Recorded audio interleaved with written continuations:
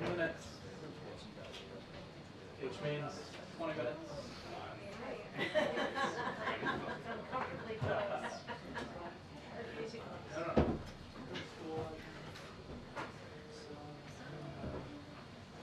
Ezekiel?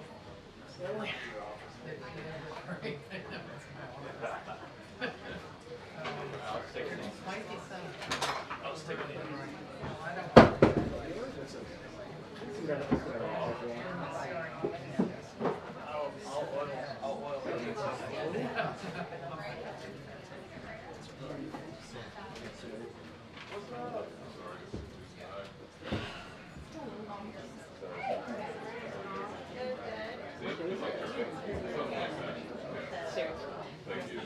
Yeah.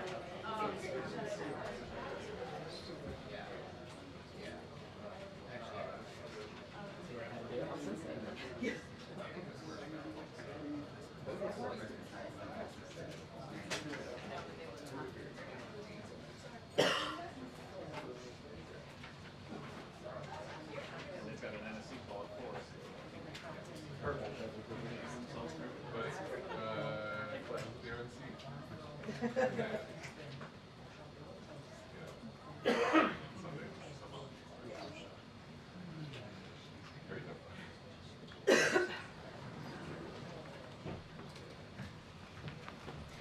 Good afternoon, everyone.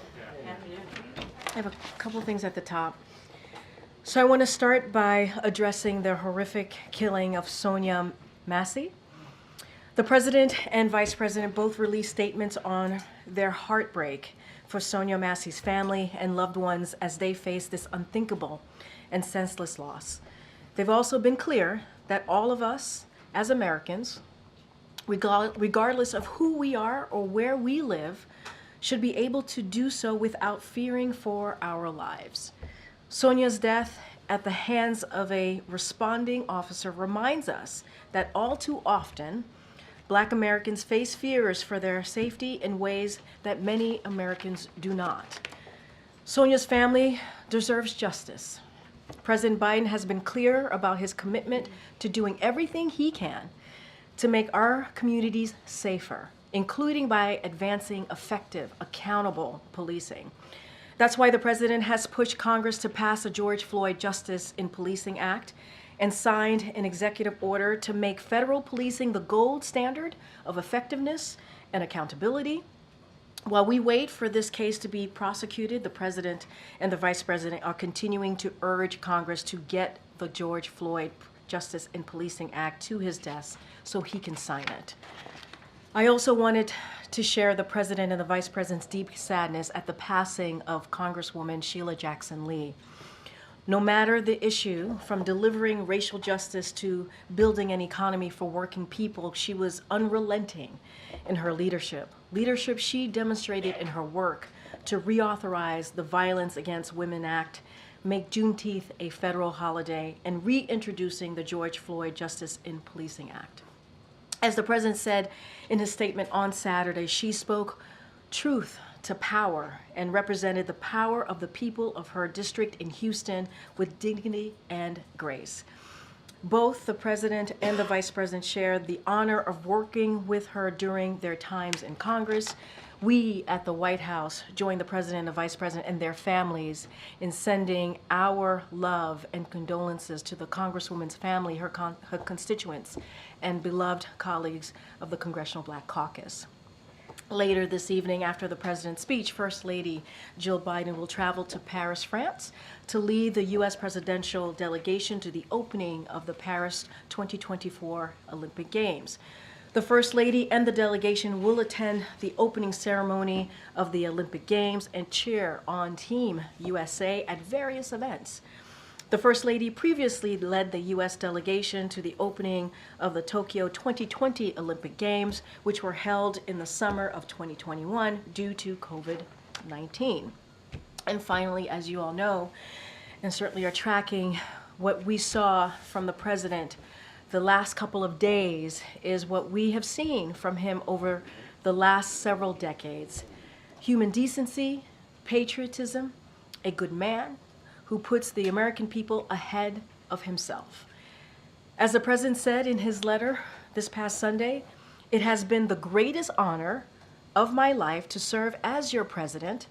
And while it has been my intention to seek re-election, I believe it is in the best interest of my party and the country for me to stand down and to focus solely on fulfilling my duties as president for the remainder of my term. As a member of his team and as an American, I am proud of this president's record. He's accomplished more in nearly one term than most presidents have in 2 terms.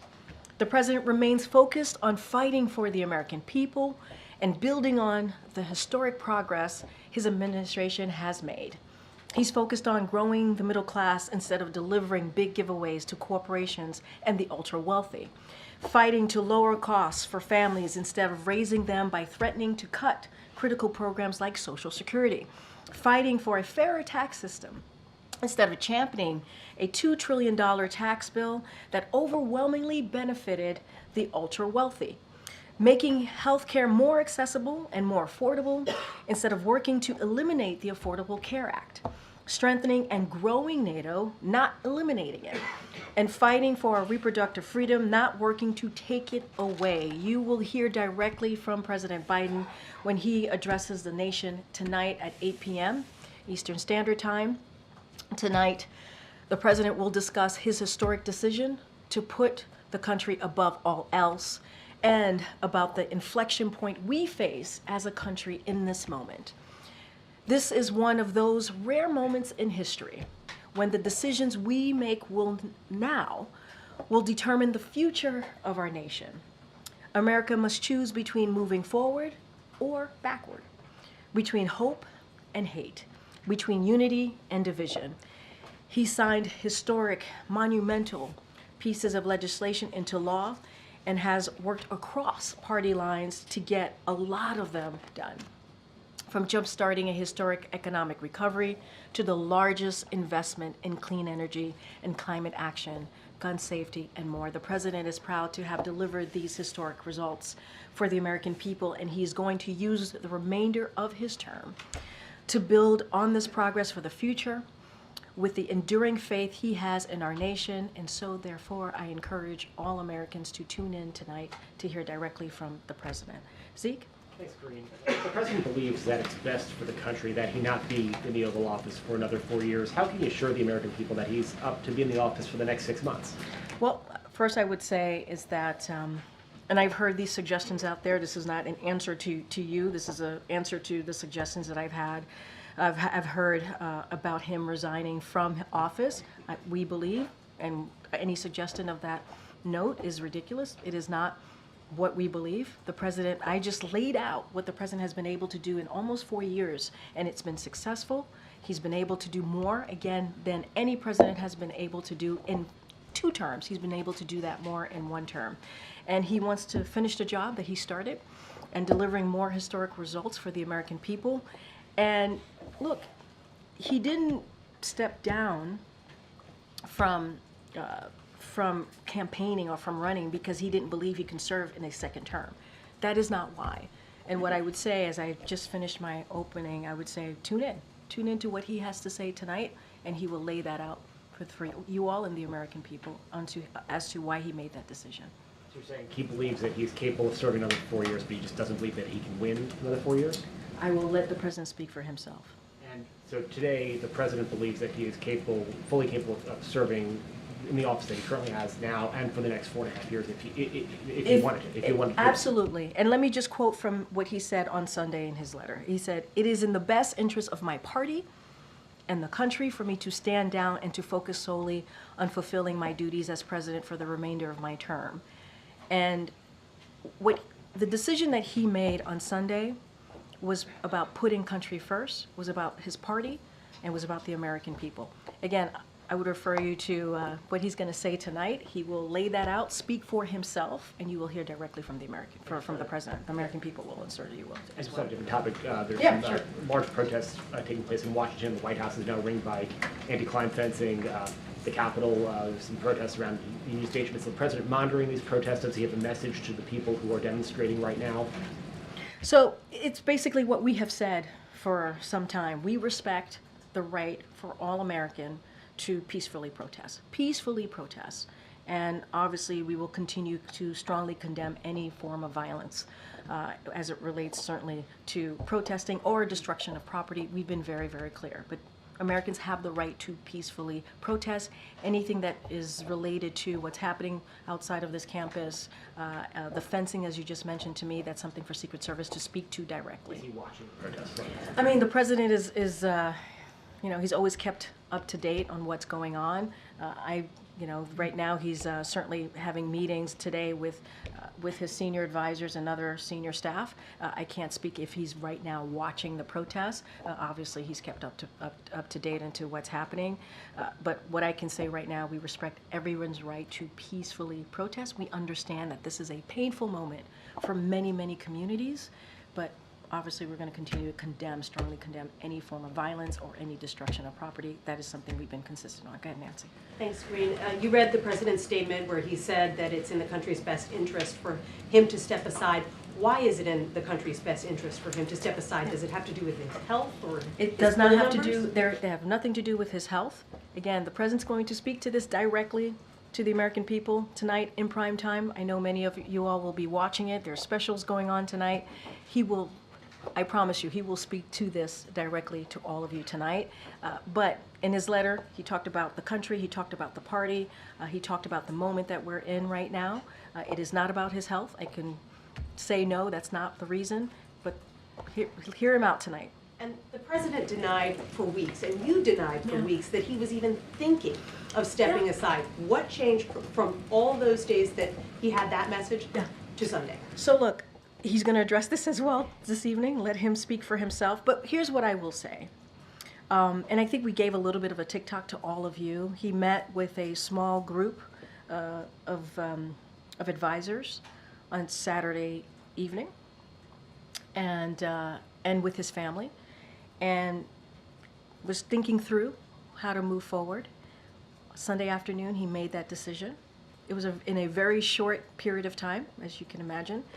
And then at 1:45, he got on the phone with some of his assistants to the president, some advisors. He let them know, and then minutes later, a letter went out. So it was in a very short period of time that the president was able to think about this and make a decision. But I would say again, the president's going to address the American people. You will hear directly from him tonight.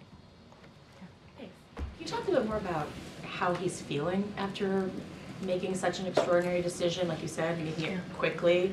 Yeah. Did he feel bullied to leave the race? I'm going to let the president speak for himself. Look, this obviously is a historic moment, but a decision like this is very personal. It's not easy to make. And I think there are very rare politicians who could look at the situation and make a decision, right? And I think it speaks to how honorable this president is, how selfless this president is, that he was able to make this decision and say, it is not about me, it is about the American people, it is about the country, and make, a personal, difficult decision. And so I think that speaks for itself. I really do. I think that speaks for itself. And in the letter, as you all know, he said that he wanted to address the American people, was going to give remarks about his decision. And now we've come to that day where he's going to speak directly to the American people later tonight. And he's going to lay out what it is that he wants to say, what he believes the American people want to hear directly from him. Just switching gears a little bit to Sure. Netanyahu's remarks on Capitol Hill. We've heard Republicans voicing serious criticism against the vice president for not being there. Her team insisting that it was a scheduling conflict. But how do you respond to that? What does it say about her priorities, the administration's priorities, that she was not there? So let me just first say that the Vice President has been unwavering in her commitment to security of Israel. As you know, she's been a partner with this president for the past 4 years, not just domestic issues, but obviously also foreign policy issues. She's going to meet with the Prime Minister, Bibi Netanyahu, when he's here. And so, again, has been a critical partner in ensuring that Israel can defend itself and to secure hostage deal. As you know, the president, we've been talking about that for some time, making sure that we have this hostage deal. She's been a partner in that. And that's what I can certainly say, that she continues to be supportive to Israel, making sure that Israel's security is ironclad, as we have been, as the partner, as the president has been, and she's going to meet with the prime minister. Given the historic nature of Kamala Harris being the top of the ticket, does the president have any regrets about the way that he handed this enormous responsibility off in such a, unusual, shortened, kind of truncated fashion, not having her have a normal ascendancy to that top position? Oh, I mean, the president has no regrets. Has no regrets. Let's not forget, the vice president obviously has been vice president for more than 4 years. I do not see anyone who is more qualified to step in this moment, right? She was a senator. She was an attorney general. She's been a partner to this president, a critical partner, as I've said. I've listed out what we've been able to accomplish in the last 3.5, almost 4 years, an unprecedented record. She was a partner in that to the president. And so, look, this is, again, a decision that this president made. And I think he is proud to have made that decision. I know so. You saw it in what he has been able to say since Sunday. He's going to be on camera later today, obviously, to address the American people from the Oval Office because of this moment and how big this moment is. He wants to do that. He wants to make sure that Americans hear directly from him again after putting out the letter on Sunday. And if you could distill just into a few kind of bite-sized pieces, what specific policies, actions does the president want to get done in these last few months? So he certainly wants to build on what we've been able to do. You heard me say this has been certainly what he's been able to accomplish in the four years in this first term is more than we have seen in presidents who have done 8, many presidents who have done 8. And he is going to be known as a consequential president of his time. And so he's going to continue to build on those successes. Let's not forget, if it wasn't for the American Rescue Plan, we wouldn't be able to get out of the pandemic. We wouldn't be able to open up schools. We wouldn't be able to open up businesses wouldn't be able to open up again. There's the Inflation Reduction Act, which was also an incredibly important piece of legislation. If you think about climate change and dealing with that, if you think about being able to beat Big Pharma, you think about the infrastructure legislation, which was done in a bipartisan way. This president was able to get that done. CHIPS and Science Act, again, a bipartisan way. This president was able to reach across the aisle and get that done. You think about NATO, making that stronger and bigger. There are many ways. I'm just naming a few things that the president's been able to do. Look, both of them, the president and vice president, are proud to have delivered these historic results, and we're going to continue to figure out ways on how to build on this progress. So that's going to be his focus. We will have a lot more to share. I'm not going to name out policies at this time, but you certainly will hear from this president. He's going to run through the finish line. No concerns about being a lame duck?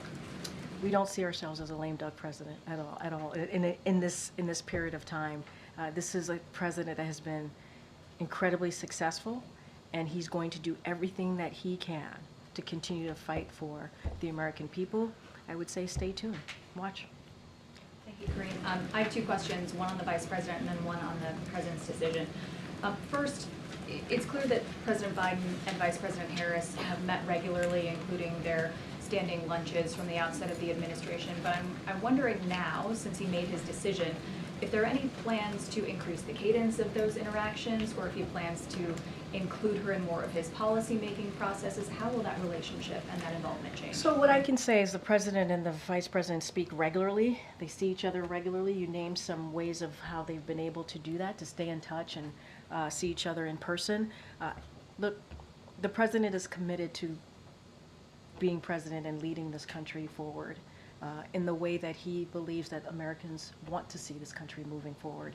And the Vice President's going to continue to be a critical partner. Nothing's going to change in that. But they're going to continue to engage, interact, and have important conversations as it relates to policies and moving forward. That's not going to stop. And I'll leave it there. And on the timing of his decision, it's now been widely reported that when Senator Chuck Schumer went to visit with the president in Rehoboth a week ago Saturday, that President Biden said, "I need another week." What did he need another week for? So here, I'll say this. They had a very good conversation, the president and Senator Schumer.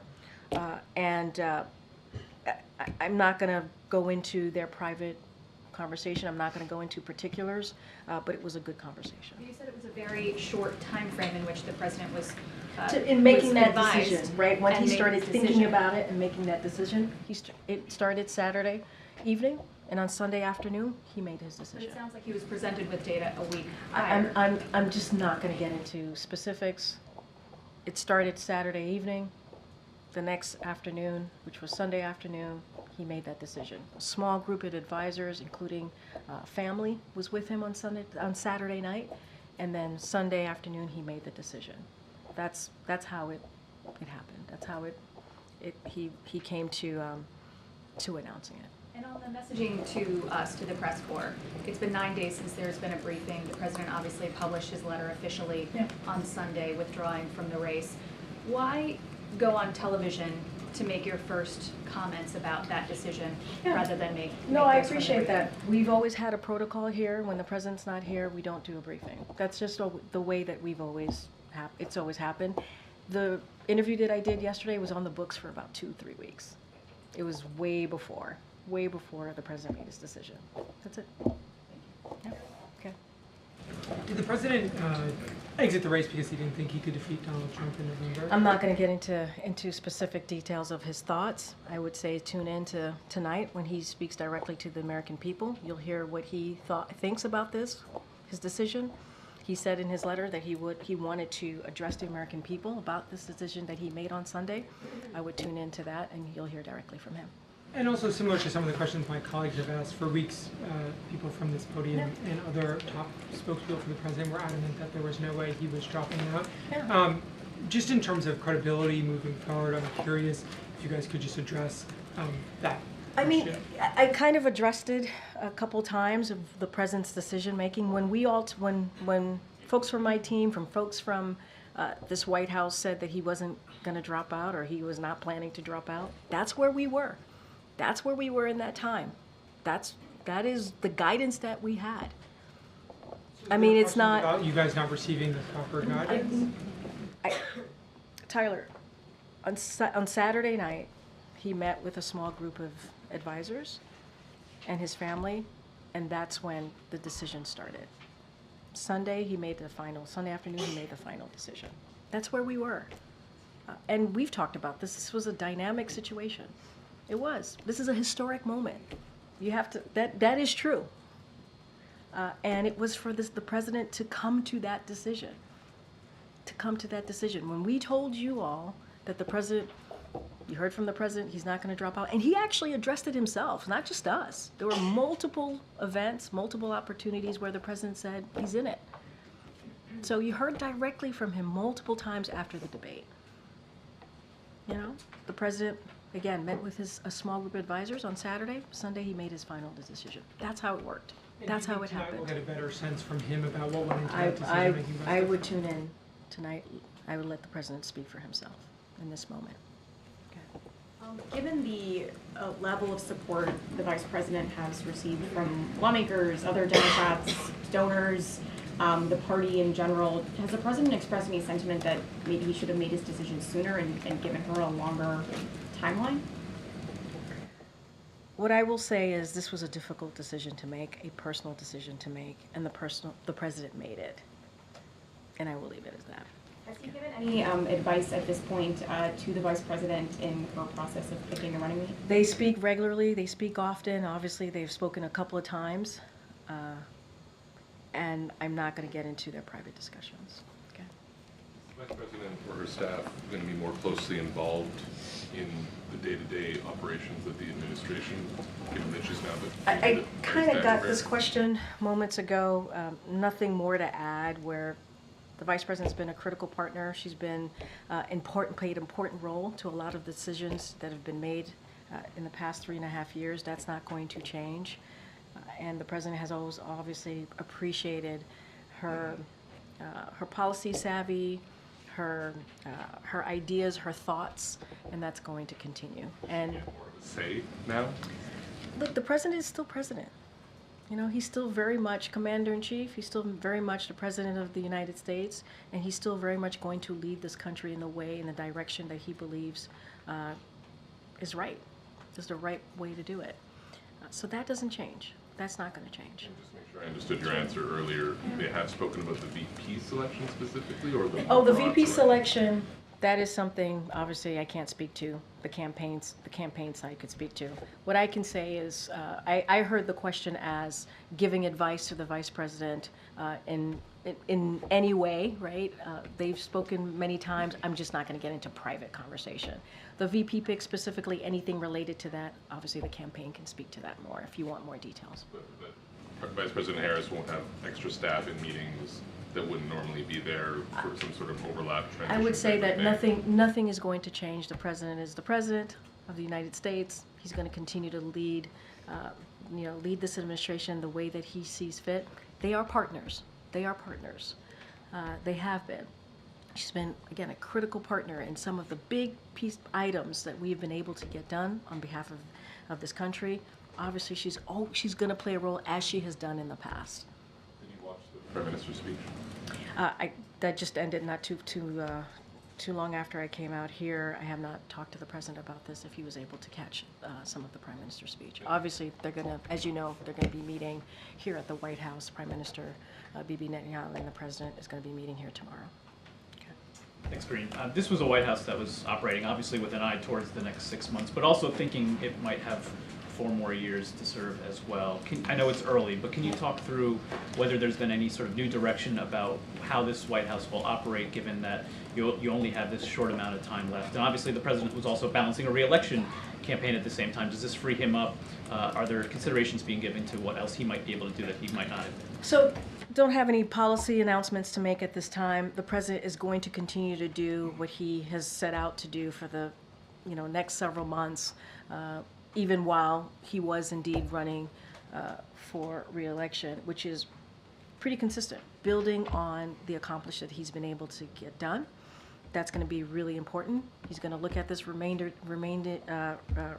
of his term, and there's going to be important issues that he wants to get done. Don't have anything right now to lay out, but we want to continue to build on those accomplishments. We've gotten a lot of things done, whether it's healthcare, whether it's the economy, whether it's manufacturing, right? We want to continue to build on that. And so the president is determined. He is determined to get that done.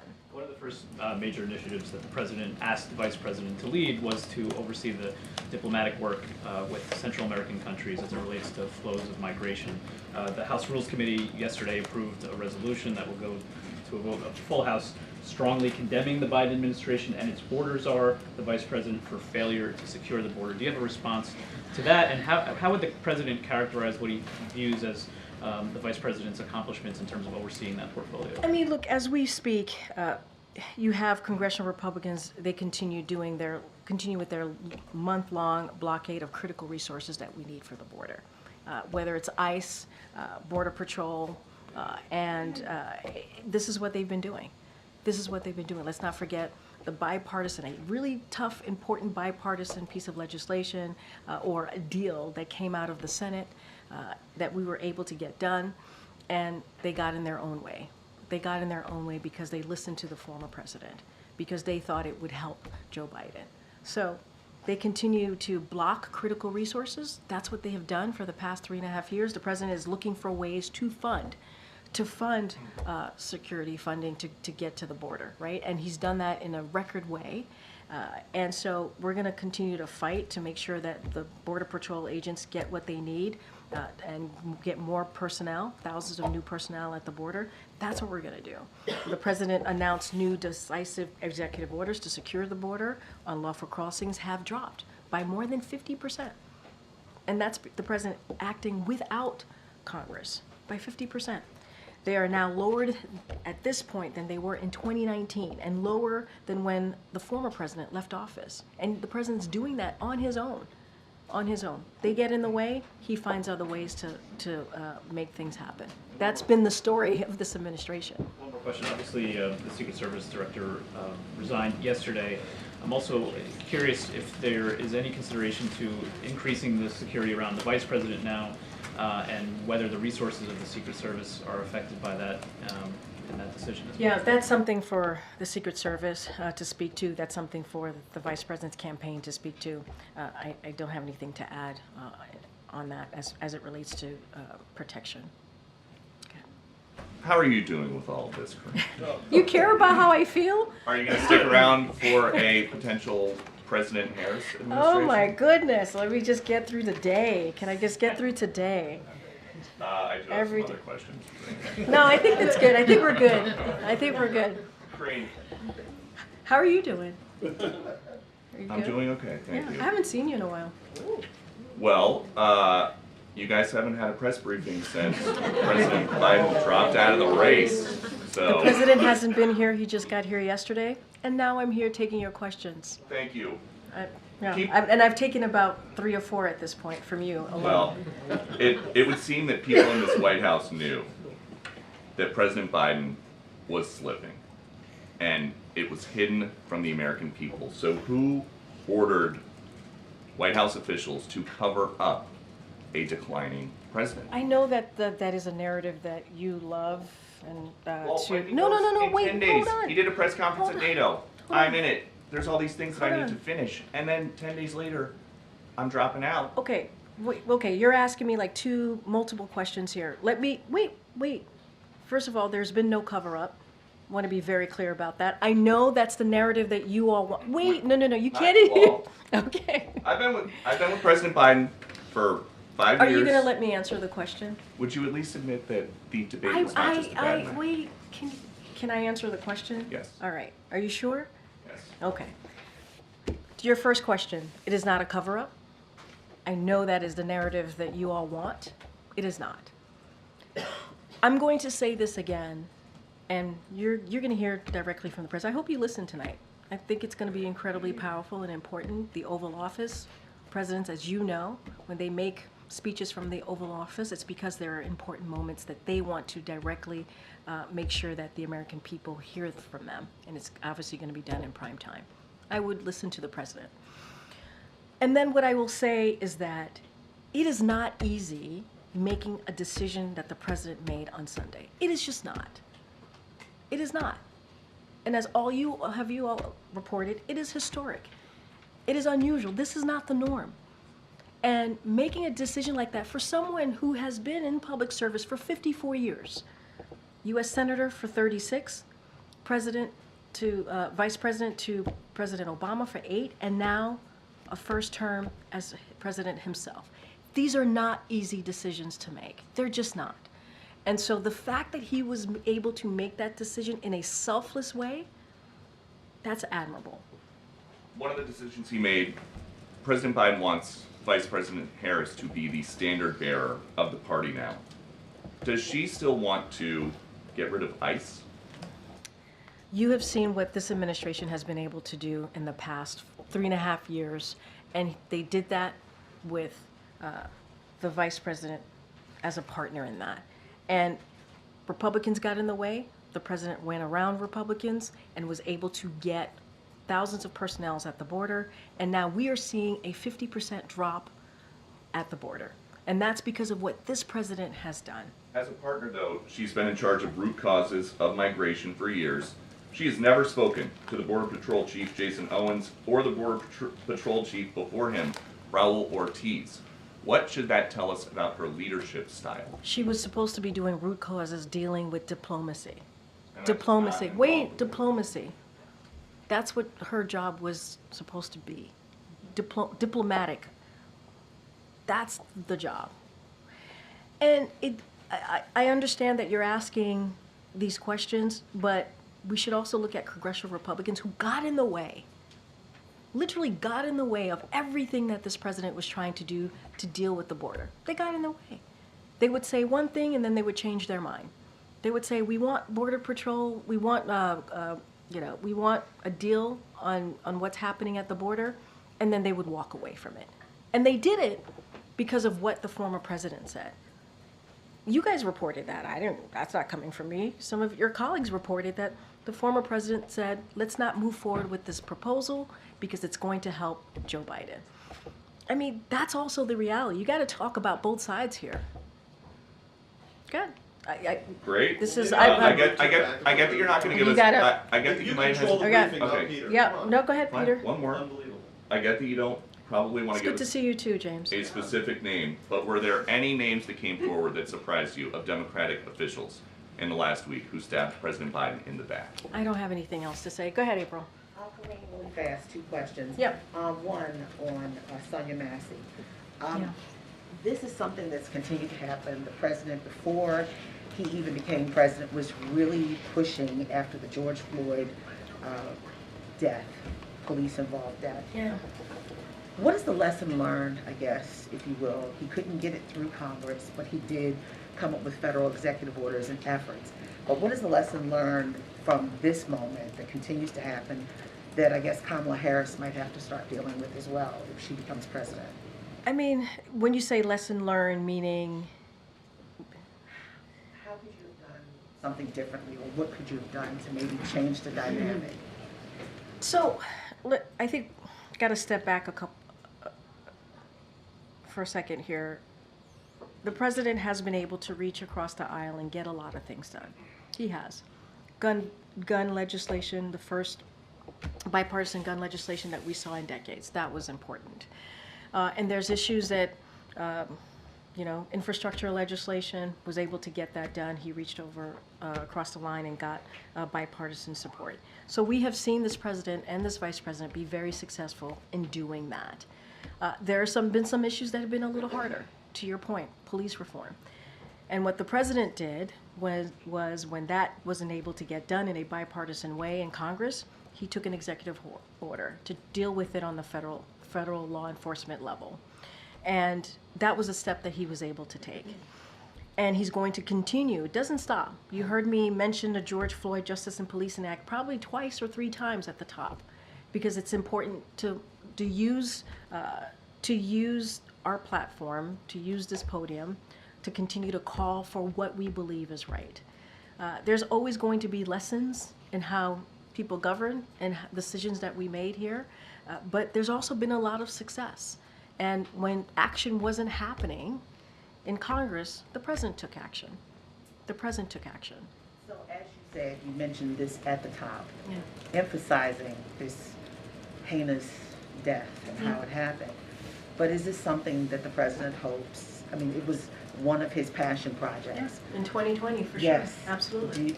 Does the president hope that if Kamala Harris becomes president of the United States, that she could champion this and that she could get what he couldn't get done? Absolutely, for sure. Absolutely. This is an important issue for this president. He's going to do everything that he can, with the rest of his term to get this done. He's still going to work on this. It doesn't stop. Go ahead, Michael. Thanks, Karine. A few days before the president announced his withdrawal from the race, he said that he was going to be rolling out proposals for Supreme Court reform. Is he still committed to that? Look, the president believes that when you hold a high office, you should be held by a certain ethics and transparency. That's something that the president believes. And so he certainly will continue to do everything that he can. I don't have any policy announcements to make at this moment today in front of you, but once we certainly will share that. And just secondly, has the president spoken with former President Obama since making the decision? No calls to read out. Okay. I have a foreign policy related question. President Biden will be one of the few sitting presidents since the establishment of U.S.-China relations not to visit China during his tenure. Could you please explain the reasoning behind this decision? Isn't this a missed opportunity? So you heard from the National Security Advisor himself many times when we've talked about our relationship with China. It's been very deliberate in our strategy and our approach to our relationship with China, very deliberate.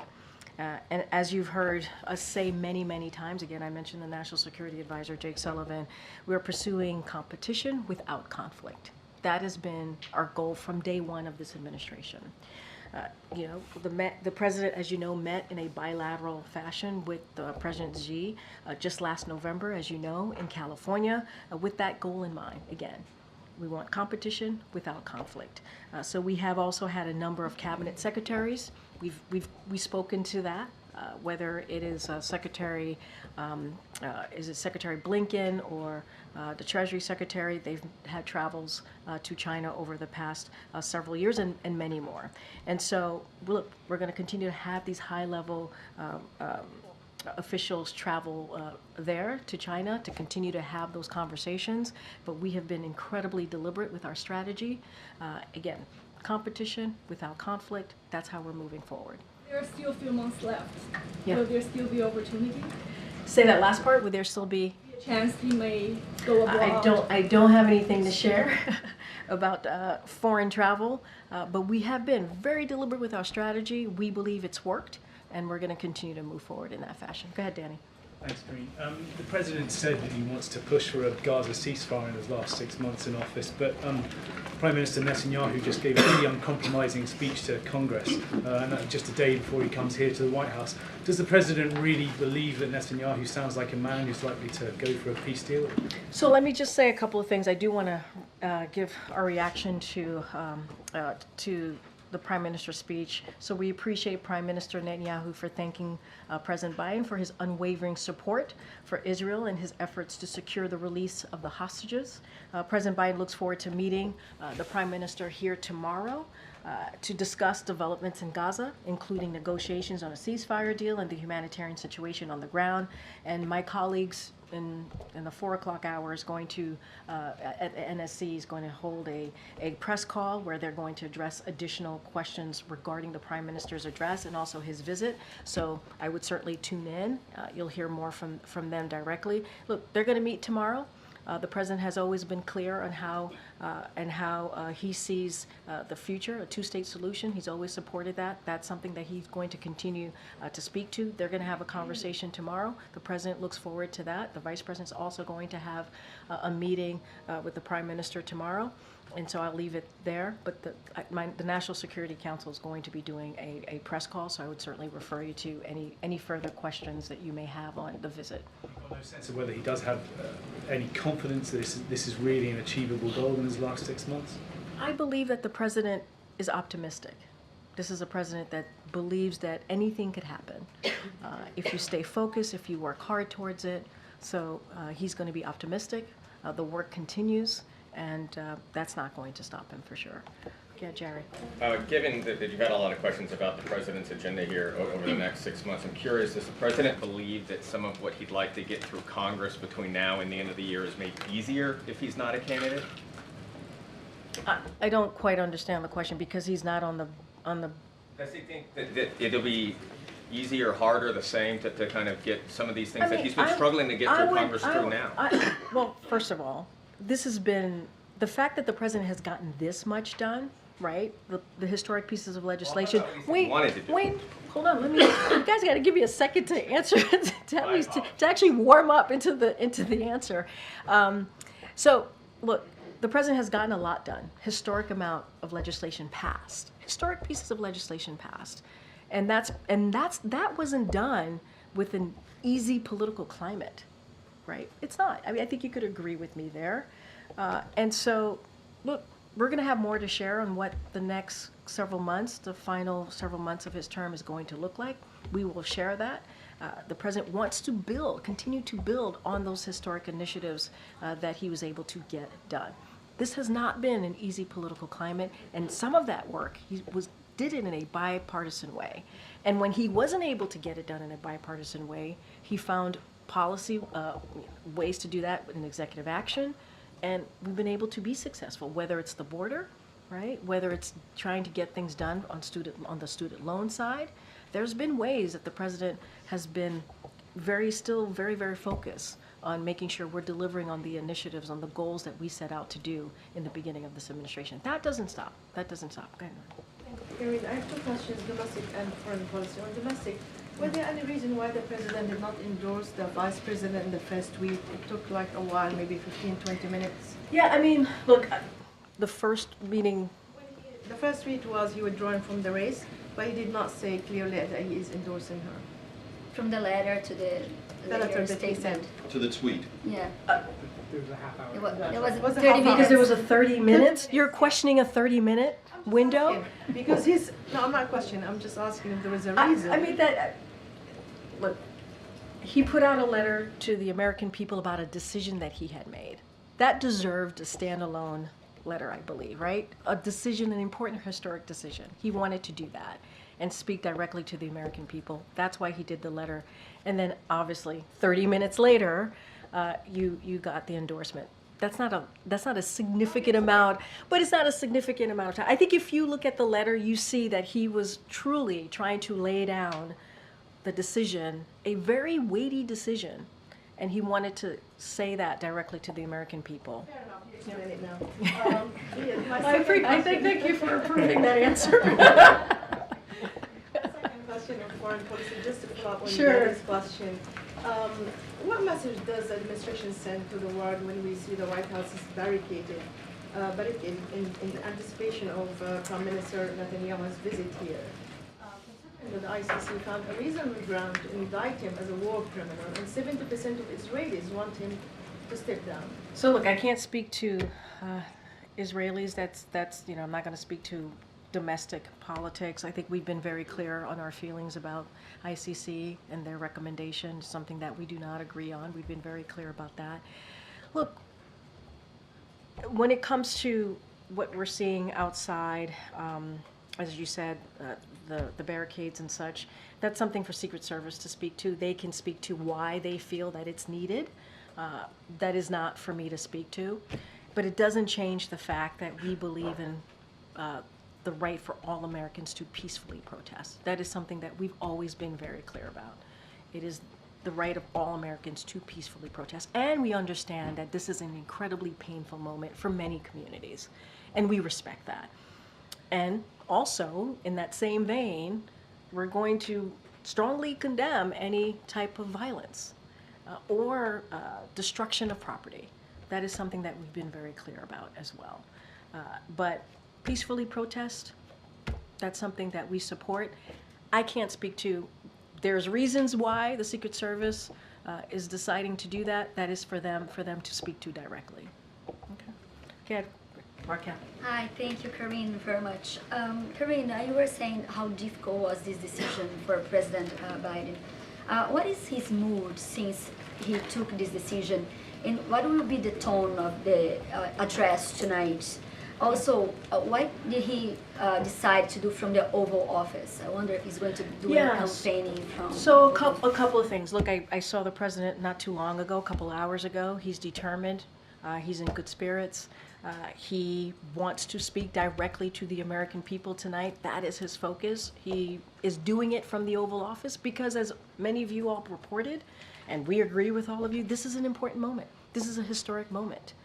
And this decision was a big decision, was an important decision. And Oval Offices are used for moments that, I would say, moments like these that are historic. So he wants to do it from the Oval. He's going to do it in prime time. He's going to speak directly to the American people. I would say, again, tune in. You'll hear from what he has to say. And I think it's going to be important. I think it's going to be important.